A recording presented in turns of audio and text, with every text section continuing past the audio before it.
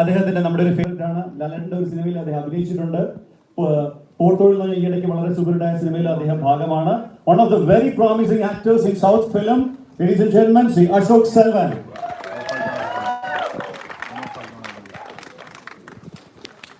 അടുത്തത് നമ്മുടെ എന്താ പറയാ, നമ്മുടെ മലയാളത്തിൽ നിന്ന് പോയ ഒരു കുട്ടിയിൽ നിന്ന് വളരെ എന്താ പറയാ അധികാരത്തോടു കൂടി ആ ഒരു പ്രൗഡായിട്ട് തന്നെ പറയാം. പക്ഷെ അവരിലുള്ള ഒരു യഥാർത്ഥ അഭിനേത്രിയെ നമ്മൾ എല്ലാവരും കണ്ടത് കമൽ സാറിന്റെ കൂടെ വിരുമാണ്ടിയിലാണ്. അഭിരാമിയാണ് ഞാൻ ഉദ്ദേശിക്കുന്നത്. ഒരു ഗംഭീര കൈയടി for Abhirami. It's good to see bouncing back Abhirami on that life.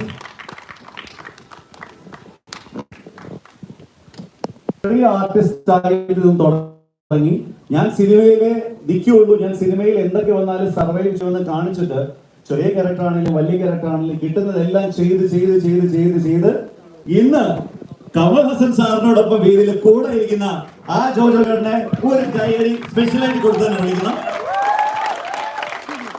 അത് ദൈവം കൊച്ചി അതിന് സാക്ഷ്യം വഹിക്കുന്നു എന്നത് ഭയങ്കര രസകരമായ ഒരു കാര്യമാണ്.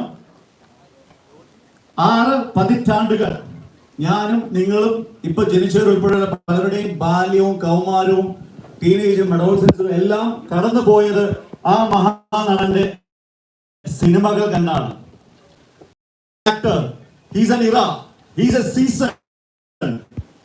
അതെന്താ പറയാ, സിനിമ എന്ന വാക്കിന് ലോകമെമ്പാടുമുള്ള ഇന്ത്യൻ സിനിമാ പ്രേമികൾ കൊടുത്ത മറുപേരാണ് അദ്ദേഹം. പേര് Kamal Haasan. Ladies and gentlemen, huge